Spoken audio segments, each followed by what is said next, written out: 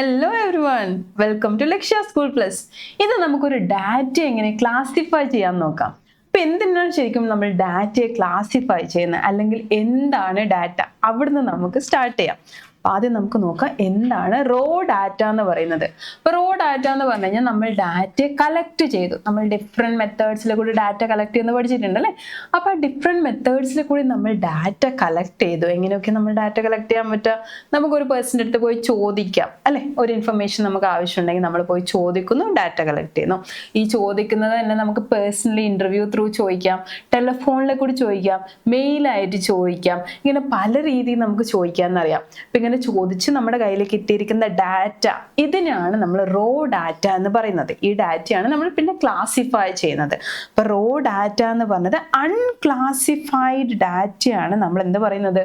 Raw data എന്ന് പറഞ്ഞത്. എന്ന് വെച്ചാൽ നമ്മൾ കളക്ട് ചെയ്ത് നേരെ നമ്മുടെ കയ്യിലിരിക്കുന്ന ഡാറ്റ അത് ഏകദേശം ഇതുപോലെ ഇരിക്കും കാണാൻ. നമ്മൾ ഡാറ്റാസ് കളക്ട് ചെയ്ത് ഇപ്പോൾ ഒരു ക്ലാസ്സിലെ സ്റ്റുഡൻസിൻ്റെ മാർക്കിൻ്റെ ഡാറ്റ നമ്മൾ കളക്ട് ചെയ്തു. അപ്പോൾ ഓരോരാളും പോയി നമ്മൾ ചോദിച്ചു, നിങ്ങളുടെ മാർക്ക് എത്രയാണെന്ന് ചോദിച്ചു. അത് എഴുതി വെച്ച ഡാറ്റയാണ് ഇത്. അപ്പോൾ ഇതൊരു റോ ഡാറ്റയാണ്, അല്ലെങ്കിൽ അൺക്ലാസിഫൈഡ് ഡാറ്റയാണ് അല്ലേ? ഈ ഡാറ്റ വെച്ചിട്ട് നമുക്കൊരു ഇൻഫറൻസിലേക്ക് എത്താൻ പറ്റില്ല. അപ്പോൾ ഈ ഡാറ്റ നോക്കിക്കഴിഞ്ഞാൽ നമുക്കൊരു കൺക്ലൂഷനിൽ എത്താൻ പറ്റില്ല. ഈ ഡാറ്റ വെച്ച് നമുക്ക് ഇനിയിപ്പോൾ ഒരു ക്ലാസ്സിൽ ഏകദേശം എത്ര കുട്ടികൾക്ക് ഇത്ര മാർക്കിന് മേലെ ഉണ്ട്, അല്ലെങ്കിൽ ക്ലാസ്സിൻ്റെ ആവറേജ് എത്രയാണ്, ഇതിനൊന്നും പറ്റിയൊരു രീതിയിലല്ല ഇതിരിക്കുന്നത് അല്ലെ? നമുക്ക് തന്നെ ഒരു കൺഫ്യൂഷൻ ആവുന്ന രീതിയിൽ ഒരു ഇൻഫർമേഷനും ഇതിൽ നമുക്ക് പെട്ടെന്ന് ഡിറൈവ് ചെയ്യാൻ പറ്റാത്ത രീതിയിലാണ്. അതിനിപ്പോൾ ഇത് നമ്മൾ വേറെ എന്തെങ്കിലും ഓർഡറിലേക്ക് മാറ്റി കഴിഞ്ഞാൽ നമുക്കത് യൂസ്ഫുൾ ആയിരിക്കും. നമ്മൾ ആക്ച്വലി ഡാറ്റാസ് കളക്ട് ചെയ്യുന്നത് അതിൽ നിന്നൊരു ഇൻഫറൻസ്, അത് അനാലിസിസ് നടത്തി അതിൽ നിന്നൊരു ഇൻഫറൻസ് കിട്ടാൻ വേണ്ടിയാണ്. അപ്പോൾ നമ്മൾ ഇക്കണോമിക്സിൽ ഡാറ്റാസ് കളക്ട് ചെയ്യുന്നത് ഇക്കണോമിക് പോളിസീസ് ഫ്രെയിം ചെയ്യാൻ വേണ്ടിയാണ്. അപ്പോൾ ഇക്കണോമിക്സ് പോളിസീസ് എന്ന് പറഞ്ഞാൽ നമ്മൾ ഇക്കണോമിക്കലി എന്തെങ്കിലും ഒരു പ്രോബ്ലം ഉണ്ട്, അതിൻ്റെ ഒരു സൊല്യൂഷൻ ആവാം. ഇപ്പോൾ ഈ സൊല്യൂഷനിലേക്ക് എത്തണമെങ്കിൽ നമുക്ക് ഇങ്ങനൊരു ഡാറ്റ കിട്ടിയിട്ട് ഒരു കാര്യമില്ല. ഈ ഒരു ഡാറ്റയെ നമ്മൾ എന്ത് ചെയ്യണം? ഫസ്റ്റ് സ്റ്റെപ്പ്, അതിനെ അനലൈസ് ചെയ്യുന്നതിന് ഫസ്റ്റ് സ്റ്റെപ്പാണ് ക്ലാസിഫിക്കേഷൻ ഓഫ് ഡാറ്റ എന്ന് പറയുന്നത്. അപ്പോൾ classification of data is the summarised and comprehensible form of data. ഇപ്പോൾ റോ ഡാറ്റയെ നമ്മൾ എന്ത് ചെയ്യും? സമ്മറൈസ് ചെയ്ത് അതിനൊരു കോംപ്രഹെൻസീവ് ഫോമിലേക്ക് മാറ്റുന്നതിനാണ് നമ്മൾ ക്ലാസിഫിക്കേഷൻ എന്ന് പറയുന്നത്. ഇവിടെ ജസ്റ്റ് ആ പിക്ചറിലേക്ക് ഒന്ന് നോക്കിക്കേ. നമുക്ക് ലെഫ്റ്റ് സൈഡിൽ കുറേ ഡിഫറെൻറ്റ് ഷേപ്സ് തന്നിട്ടുണ്ട് അല്ലേ? അപ്പോൾ ഇതാണ് നമ്മുടെ ഒരു റോ ഡാറ്റ എന്നതിൻ്റെ ഒരു എക്സാമ്പിൾ ആയിട്ട് നമുക്ക് പറയാൻ പറ്റുന്നത്. നമ്മൾ റോ ഡാറ്റ കളക്ട് ചെയ്തു, അതിങ്ങനെ ഗ്രൂപ്പായിട്ട് ഇങ്ങനെ കിടക്കുകയാണ്. നമ്മൾ കഴിഞ്ഞ സ്ലൈഡിൽ കണ്ടതുപോലെ കുറേ ഡാറ്റാസ് ഇങ്ങനെ കിടക്കുകയാണ്. അതേ ഫോമാറ്റിലാണ് നമുക്ക് ലെഫ്റ്റ് സൈഡിൽ കുറേ ഷേപ്സ് ഇങ്ങനെ കിടക്കുകയാണ്. അപ്പോൾ ഈ ഷേപ്സിനെ നമ്മൾ എന്ത് ചെയ്യുന്നു? ഒന്ന് മാറ്റി കുറച്ചൊന്ന് ഗ്രൂപ്പാക്കി മാറ്റണം, അല്ലെങ്കിൽ അതിനൊന്ന് ക്ലാസിഫൈ ചെയ്യണം. ഇപ്പം ഇതിൽ പല ടൈപ്പ് ഓഫ് ഷേപ്സ് നിങ്ങൾക്ക് കാണാൻ പറ്റും. സ്ക്വയർ ഉണ്ട്, ട്രയാങ്കിൾസ് ഉണ്ട്, ഓവൽ ഷേപ്സ് ഉണ്ട്, സർക്കിൾസ് ഉണ്ട് അല്ലേ? അപ്പോൾ ഇതിൽ എത്ര ഓവൽ ഷേപ്സ് ഉണ്ട്, എത്ര സ്ക്വയേഴ്സ് ഉണ്ട്, എത്ര ട്രയാങ്കിൾസ് ഉണ്ട് എന്ന് നമ്മൾ ചോദിച്ചു കഴിഞ്ഞാൽ അതൊരു ഇൻഫർമേഷനാണ്. അപ്പം അങ്ങനെ ഒരു ഇൻഫർമേഷൻ കിട്ടണമെങ്കിൽ ഈ ലെഫ്റ്റ് സൈഡിൽ കിടക്കുന്ന ആ പാർട്ട് മാത്രം നോക്കി നിങ്ങൾ ചെയ്യാൻ നിന്ന് കഴിഞ്ഞാൽ ഭയങ്കര ബുദ്ധിമുട്ടായിരിക്കും അല്ലേ? നമ്മളിങ്ങനെ കൗണ്ട് ചെയ്ത് എടുക്കണം. അപ്പം അതിന് പകരം അതിനെ നമ്മൾ എന്ത് ചെയ്യുക? ഒന്ന് മാറ്റി ഒന്ന് ക്ലാസിഫൈ ചെയ്യുക. ഒരേ രൂപത്തിലുള്ള ഷേപ്പുകളെ ഒരുമിച്ചങ്ങ് നമ്മൾ മാറ്റി എഴുതി കഴിഞ്ഞാൽ എത്ര ഈസി ആയിരിക്കും. ഇപ്പം ഇവിടെ നമ്മൾ ആദ്യം എന്ത് ചെയ്തു? സർക്കിൾസിനെല്ലാം എടുത്ത് ഒരുമിച്ച് എഴുതി, അതിനുശേഷം ഓവൽ ഷേപ്സിനെല്ലാം ഒരുമിച്ച് എഴുതി, പിന്നെ സ്ക്വയേഴ്സിന് ഒരുമിച്ച് എഴുതി, അതിനുശേഷം എന്ത് ചെയ്തു? ട്രയാങ്കിൾസിന് ഒരുമിച്ച് എഴുതി. അപ്പം ഇത് കണ്ടു കഴിഞ്ഞാൽ അതൊരു സമ്മറൈസ്ഡ് ഫോമിലായിരിക്കുന്നത്. അപ്പം ഇതാണ് ക്ലാസിഫിക്കേഷൻ എന്ന് പറയുന്നത്. അപ്പം ഈ സമ്മറൈസ്ഡ് ഫോമിൽ നമുക്ക് കണ്ടു കഴിഞ്ഞാൽ എന്ത് ചെയ്യാം? നമുക്ക് ഈസി ആയിട്ട് അതിൽ നിന്ന് ഇൻഫർമേഷൻ ഡിറൈവ് ചെയ്യാൻ പറ്റും. ഇപ്പം നമുക്ക് നോക്കിക്കഴിഞ്ഞാൽ 4 ട്രയാങ്കിൾസ് ഉണ്ട്. ഇത് നമ്മൾ റോ ഡാറ്റയിൽ നിന്നാണ് ഈ ഇൻഫർമേഷൻ നമ്മൾ ഡിറൈവ് ചെയ്യാൻ നോക്കുന്നതെങ്കിൽ നമ്മൾ ഒരുപാട് അവിടെ ഇവിടെയൊക്കെ സെർച്ച് ചെയ്ത് കൗണ്ട് ചെയ്ത് എന്നിട്ട് അതിൽ നിന്നും ചിലപ്പോൾ മിസ്റ്റേക്സ് വരാനുള്ള ചാൻസ് ഉണ്ട്.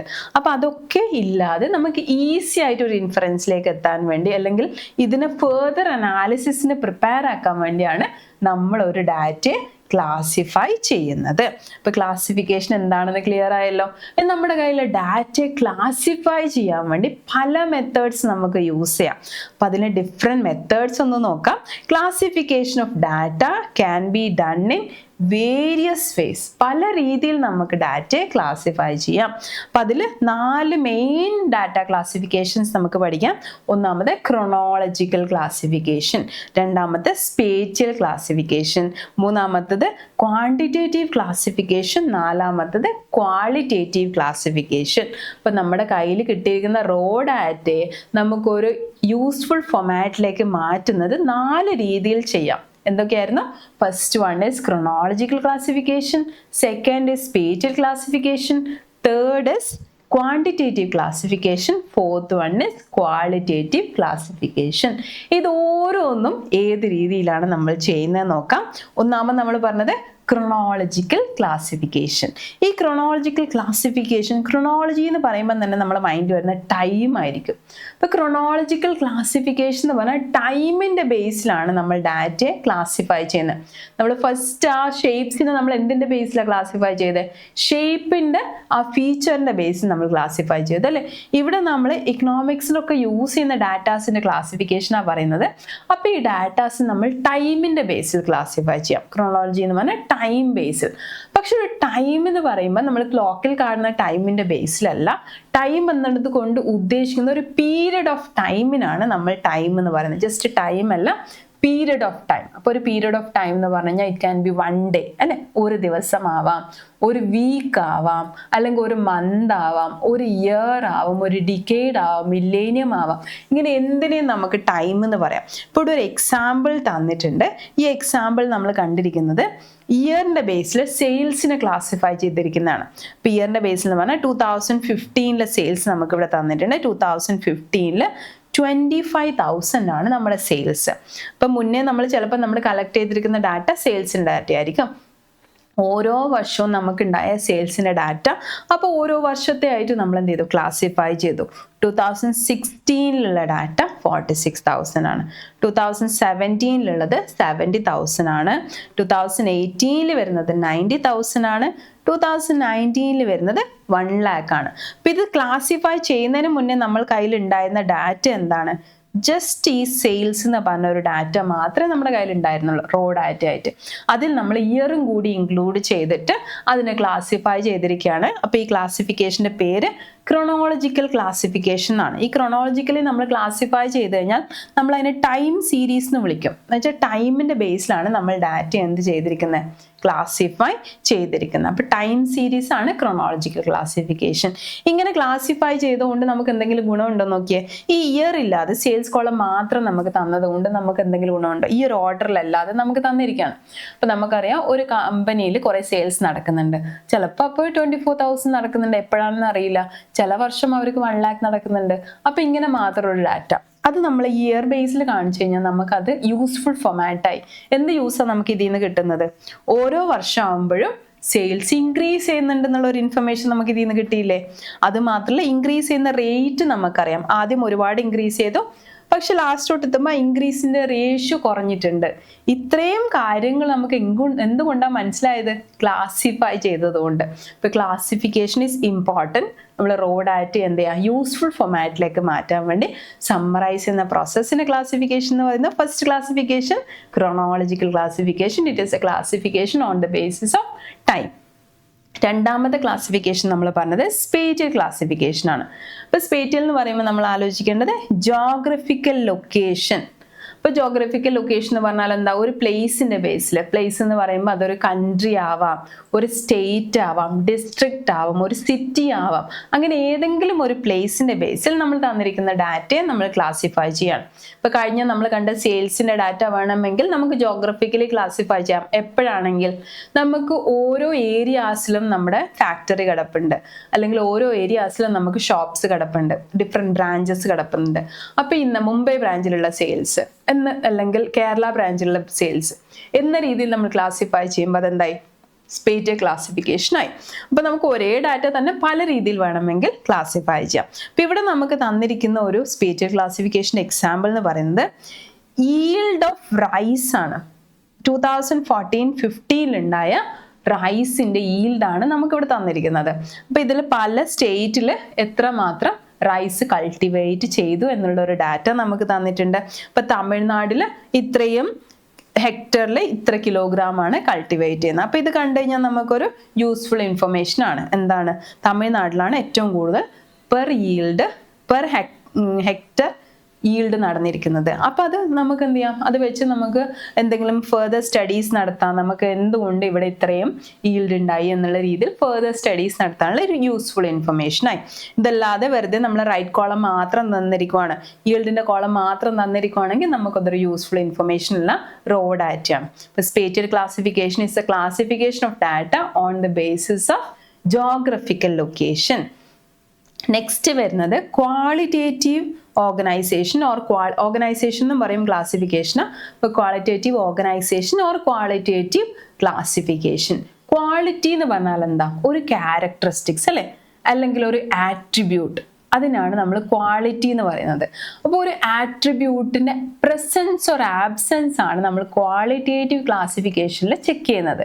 അപ്പോൾ ഏതെങ്കിലും ഒരു ക്വാളിറ്റി ഇന്ന ഒരു സാധനത്തിലുണ്ടോ, അല്ലെങ്കിൽ ഇന്ന ഒരു പേഴ്സണിലുണ്ടോ, അല്ലെങ്കിൽ ഇന്നൊരു ഇവൻറ്റിലുണ്ടോ, അപ്പോൾ അത് ചെക്ക് ചെയ്യുന്ന പ്രോസസ്സിനാണ് നമ്മൾ ക്വാളിറ്റേറ്റീവ് ക്ലാസിഫിക്കേഷൻ. അത് ചെക്ക് ചെയ്ത് അതിൻ്റെ ബേസിൽ നമ്മൾ എന്ത് ചെയ്യും? ക്ലാസിഫൈ ചെയ്യുന്നു, സമ്മറൈസ് ചെയ്യുന്നു. ഇതിനാണ് നമ്മൾ ക്വാളിറ്റേറ്റീവ് ക്ലാസിഫിക്കേഷൻ എന്ന് പറഞ്ഞത്. ഇപ്പോൾ ക്വാളിറ്റേറ്റീവ് ക്ലാസിഫിക്കേഷൻ നമ്മൾ എന്താ ചെയ്തത്? Data are organise with reference to qualities അല്ലെങ്കിൽ ആട്രിബ്യൂട്ട്സ് അല്ലെങ്കിൽ ക്യാരക്ടറിസ്റ്റിക്സ്. എങ്ങനെ പറഞ്ഞു കഴിഞ്ഞാലും സെയിം ആണ്. This is called qualitative classification. ഇപ്പോൾ ക്വാളിറ്റേറ്റീവ് ക്ലാസിഫിക്കേഷൻ നമ്മൾ ചെയ്യുമ്പോൾ നമ്മൾ mainly presence or absence of an attribute ആണ് ചെക്ക് ചെയ്യുന്നതെന്ന് പറഞ്ഞു. അപ്പോൾ അവിടെ യെസ് ഓർ നോ എന്നൊരു ആൻസറിൻ്റെ ബേസിലായിരിക്കും നമ്മൾ ക്ലാസിഫൈ ചെയ്യുന്നത്. ഫോർ എക്സാമ്പിൾ, ഒരു ക്വാളിറ്റേറ്റീവ് ക്ലാസിഫിക്കേഷൻ ആണ് ഒരു പേഴ്സൻ്റെ ലിറ്ററേറ്റ് ആണോ ഇല്ലിറ്ററേറ്റ് ആണോ എന്ന് ചെക്ക് ചെയ്യുന്നത്. അപ്പോൾ അയാളിൽ ലിറ്ററസി എന്നുള്ളൊരു ആട്രിബ്യൂട്ട് ഉണ്ടോ ഇല്ലയോ എന്നാണ് നമ്മൾ ചെക്ക് ചെയ്യുന്നത് അല്ലേ. അപ്പോൾ ഈ ഒരു ആട്രിബ്യൂട്ട് ഉണ്ടോ ഇല്ലയോ എന്ന് നമ്മൾ ചോദിക്കുമ്പോൾ അതൊരു യെസ് ഓർ നോ ക്വസ്റ്റ്യൻ അല്ലേ വരുന്നത്. Are you literate or not? Yes എന്ന് പറഞ്ഞാൽ നമുക്ക് അയാൾ എന്താ ലിറ്ററേറ്റ് എന്ന് പറയാം, നോ എന്ന് പറഞ്ഞാൽ അയാൾ നമുക്ക് ഇല്ലിറ്ററേറ്റ് എന്ന് പറഞ്ഞിട്ട് ക്ലാസിഫൈ ചെയ്യാം. അപ്പോൾ ഇതാണ് ഒരു ക്വാളിറ്റേറ്റീവ് ക്ലാസിഫിക്കേഷൻ എന്ന് പറയുന്നത്. അപ്പോൾ ലിറ്ററേറ്റ് ക്ലാസിഫിക്കേഷൻ ആണെങ്കിൽ നമ്മൾ എന്ത് ചെയ്യും? ലിറ്ററേറ്റ് ആണെങ്കിൽ നമ്മൾ എന്ത് ചെയ്യും? ഒരു ഗ്രൂപ്പാക്കി മാറ്റി. ഇല്ലിറ്ററേറ്റ് ആണെങ്കിൽ ഒരു ഗ്രൂപ്പാക്കി മാറ്റി. ഇതിനെ നമുക്ക് ഫെർദർ ക്ലാസിഫൈ ചെയ്യാം, അതിനെ ക്വാണ്ടിറ്റേറ്റീവ് ആക്കി മാറ്റാം. ക്വാണ്ടിറ്റേറ്റീവ് നമ്മൾ നേരത്തെ പറയുന്നതാണ്, നെക്സ്റ്റ് പറയാൻ പോകുന്നതാണ്. ക്വാണ്ടിറ്റേറ്റീവ് എന്ന് പറഞ്ഞാൽ നമ്പറിൻ്റെ ബേസിൽ. അപ്പോൾ ഈ ക്വാളിറ്റേറ്റീവിനെ നമുക്ക് ഫെർദർ സ്റ്റെപ്പിലേക്ക് പോകുമ്പോൾ ക്വാണ്ടിറ്റേറ്റീവ് ആക്കി മാറ്റാം. എന്ന് വെച്ചാൽ ക്വാളിറ്റേറ്റീവിൽ നമ്മൾ ആദ്യം എന്ത് ചെയ്തു? 2 ഗ്രൂപ്പാക്കി മാറ്റി. ഈ ഗ്രൂപ്പിൽ എത്ര ആൾക്കാരുണ്ടെന്ന് നോക്കാമല്ലോ നമുക്ക്. അപ്പോൾ അതെന്ത് ചെയ്യും? നെക്സ്റ്റ് ടൈപ്പ് ഓഫ് ക്ലാസിഫിക്കേഷനായി മാറി.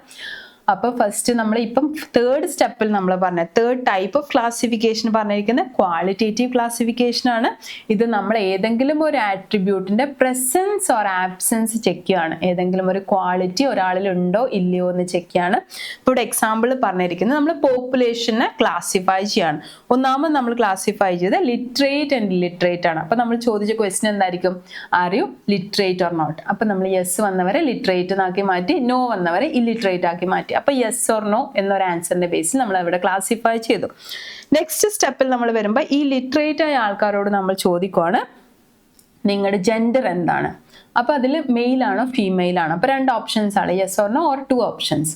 അപ്പോൾ അതിൽ മെയിൽ എന്ന് പറഞ്ഞവരൊരു ഗ്രൂപ്പാക്കി മാറ്റി, ഫീമെയിൽ എന്ന് പറഞ്ഞവർ ഒരു ഗ്രൂപ്പാക്കി മാറ്റി. അതേപോലെ നമ്മൾ ഇല്ലിറ്ററേറ്റ് ആയ ആൾക്കാരെയും ഈ ഒരു ആട്രിബ്യൂട്ട് ചെക്ക് ചെയ്തു, ജെൻഡർ എന്ന് പറഞ്ഞൊരു ആട്രിബ്യൂട്ട് ചെക്ക് ചെയ്തു, അതിൻ്റെ ബേസിൽ അവരെ ക്ലാസിഫൈ ചെയ്തു.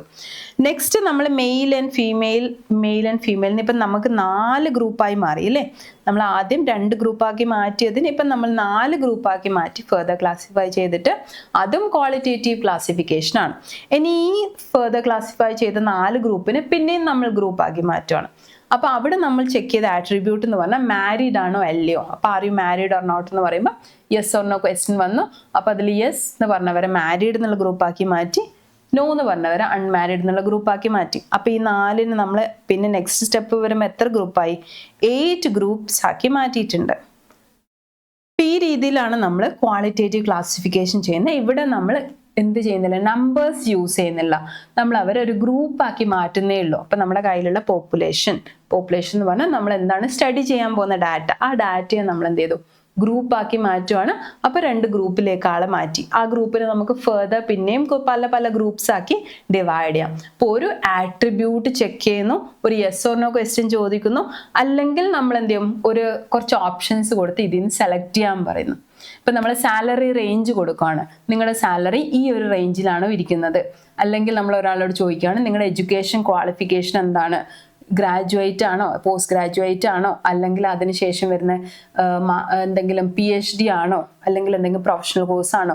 ഈ രീതിയിൽ നമ്മൾ 4 ഓപ്ഷൻസ് കൊടുത്തു. അപ്പോൾ ഈ 4 ഓപ്ഷൻ സെലക്ട് ചെയ്തവരെ നമ്മൾ 4 ഗ്രൂപ്പാക്കി മാറ്റി. ഇതും ഒരു ക്വാളിറ്റേറ്റീവ് ക്ലാസിഫിക്കേഷൻ ആണ്. അപ്പോൾ അവരുടെ ക്യാരക്ടറിസ്റ്റിക്സ് ആണ് നമ്മൾ ചെക്ക് ചെയ്തത്. എഡ്യൂക്കേഷണൽ ക്വാളിഫിക്കേഷൻ എന്ന് പറയുന്ന ഒരു ക്യാരക്ടറിസ്റ്റിക്സ് നമ്മൾ എന്ത് ചെയ്തു, ചെക്ക് ചെയ്തു. അപ്പം ഇതിനാണ് നമ്മൾ എന്ത് പറഞ്ഞത്, ക്വാളിറ്റേറ്റീവ് ക്ലാസിഫിക്കേഷൻ എന്ന് പറയുന്നത്.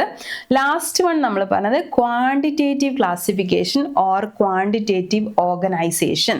ഇപ്പോൾ ക്വാണ്ടിറ്റേറ്റീവ് ക്ലാസിഫിക്കേഷൻ എന്ന് പറഞ്ഞു കഴിഞ്ഞാൽ with reference to quantity. Quantity എന്ന് പറഞ്ഞാൽ എന്താ നമുക്കറിയാം, എന്താ ക്വാണ്ടിറ്റി എങ്ങനെ നമ്മൾ കാണിക്കാം, ഇൻ നമ്പേഴ്സ്. അപ്പം നമുക്ക് നമ്പേഴ്സ് ആയിട്ട് കാണിക്കാൻ പറ്റുന്ന ക്ലാസിഫിക്കേഷനാണ് നമ്മൾ ക്വാണ്ടിറ്റേറ്റീവ് ക്ലാസിഫിക്കേഷൻ എന്ന് പറഞ്ഞത്. അപ്പം നമ്മൾ ശരിക്കും പറഞ്ഞാൽ ക്വാളിറ്റേറ്റീവ് ക്ലാസിഫിക്കേഷൻ്റെ നെക്സ്റ്റ് സ്റ്റെപ്പായിട്ട് നമുക്ക് ക്വാണ്ടിറ്റേറ്റീവ് ക്ലാസിഫിക്കേഷൻ പറയാം. അപ്പോൾ ക്വാളിറ്റേറ്റീവ് ഫസ്റ്റ് സ്റ്റെപ്പ്, അതിൽ നമ്മൾ ഗ്രൂപ്പാക്കി മാറ്റി. ഇനി ആ ഗ്രൂപ്പിൽ എത്ര ആൾക്കാരുണ്ടെന്ന് നോക്കിക്കഴിഞ്ഞാൽ അത് നമ്മൾ ക്വാണ്ടിറ്റേറ്റീവ് ക്ലാസിഫിക്കേഷനാണ്. അപ്പോൾ quantitative classification is next process or next stage of qualitative classification. ഇപ്പോൾ ഇവിടെ നമുക്ക് തന്നിരിക്കുന്ന എക്സാമ്പിൾ നോക്കാം. മെറിറ്റൽ സ്റ്റാറ്റസിൻ്റെ ബേസിൽ നമ്മൾ ക്ലാസിഫൈ ചെയ്തു ആദ്യം.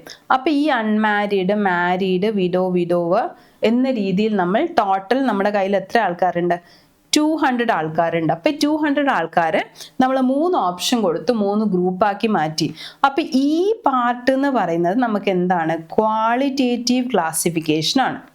അപ്പോൾ ഈ ക്വാളിറ്റേറ്റീവ് ക്ലാസിഫിക്കേഷൻ ആയിട്ട് നമ്മൾ ആദ്യം അവരെ ഗ്രൂപ്പാക്കി മാറ്റി. എന്തൊക്കെ ഗ്രൂപ്പാക്കി മാറ്റി, മാരീഡ്, അൺമാരീഡ്, വിഡോവർ ഓർ വിഡോഡ്. ഈ രീതിയിൽ നമ്മൾ എന്ത് ചെയ്തു, 3 ഗ്രൂപ്പാക്കി മാറ്റി. അപ്പോൾ ആ ഫസ്റ്റ് സ്റ്റേജ് നമ്മൾ ചെയ്തത് ക്വാളിറ്റേറ്റീവ് ക്ലാസിഫിക്കേഷൻ ആണ്.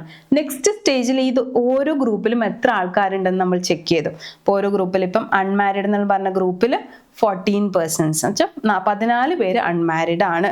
മാരീഡ് എന്ന് പറഞ്ഞ ഗ്രൂപ്പിൽ 181 ആൾക്കാർ മാരീഡ് ആണ്.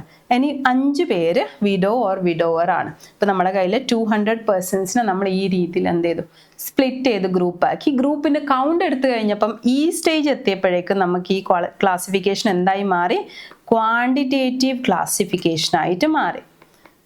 അപ്പോൾ ഈ 2 ക്ലാസിഫിക്കേഷനും ഇൻ്റർ റിലേറ്റഡ് ആണ്. ക്വാളിറ്റേറ്റീവ് ക്ലാസിഫിക്കേഷൻ നമ്മൾ ഗ്രൂപ്പ് ചെയ്തു, ക്വാണ്ടിറ്റേറ്റീവിൽ അതിൻ്റെ നമ്പർ കൗണ്ട് എടുത്തു. ഇപ്പോൾ ക്വാണ്ടിറ്റേറ്റീവ് ക്ലാസിഫിക്കേഷൻ അതിനെ നമുക്ക് വേണമെങ്കിൽ പെർസെൻറ്റേജ് എന്നുള്ള രീതിയിൽ ഇപ്പോൾ ഇതിൽ കാണിച്ചിരിക്കുന്ന പോലെ നമുക്കിതിനെ 100% കൺവേർട്ട് ചെയ്തിട്ട് ഈ 200 എന്നുള്ള 100% കൺവേർട്ട് ചെയ്തിട്ട് പെർസെൻറ്റേജ് രീതിയിലോ ഏത് രീതിയിൽ വേണമെങ്കിൽ നമുക്ക് പ്രസൻറ്റ് ചെയ്യാം. ഇപ്പോൾ ഈ സെക്കൻഡ് കോളം വരെയുള്ളതാണ് നമുക്ക് എന്ത് പറയാൻ പറ്റുന്നത്, ക്വാണ്ടിറ്റേറ്റീവ് ക്ലാസിഫിക്കേഷൻ എന്ന് പറയുന്നത്. അപ്പം നമുക്ക് 4 ടൈപ്പ് ഓഫ് ക്ലാസിഫിക്കേഷൻസ് ആണ് പറഞ്ഞത്. ആദ്യം നമ്മൾ ഡാറ്റ എന്താണെന്ന് പറഞ്ഞു. ഡാറ്റയെ നമ്മൾ 4 ആയിട്ട് ക്ലാസിഫൈ ചെയ്യും. എന്തൊക്കെ 4? Chronological classification, spatial classification, quantitative classification and qualitative classification. Chronological classification നമ്മൾ ക്ലാസിഫൈ ചെയ്യുന്ന on the basis of time. Spatial classification നമ്മൾ ക്ലാസിഫൈ ചെയ്യുന്ന on the base of geographical location.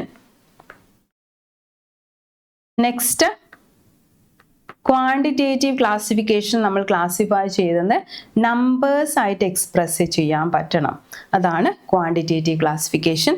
Qualitative ക്ലാസിഫിക്കേഷനിൽ നമ്മൾ ശ്രദ്ധിക്കേണ്ടത് we are testing presence or absence of an attribute or characteristics or നമുക്ക് quality എന്ന് തന്നെ വേണമെങ്കിൽ പറയാം. അപ്പം ഇത്രയാണ് നമ്മുടെ ക്ലാസിഫിക്കേഷൻ ഓഫ് ഡാറ്റ. അപ്പം ഇത്രയും നമുക്ക് ക്ലിയർ ആണല്ലോ. വീണ്ടും ഒരു ടോപ്പിക്കുമായിട്ട് നമുക്ക് വീണ്ടും കാണാം. Thank you.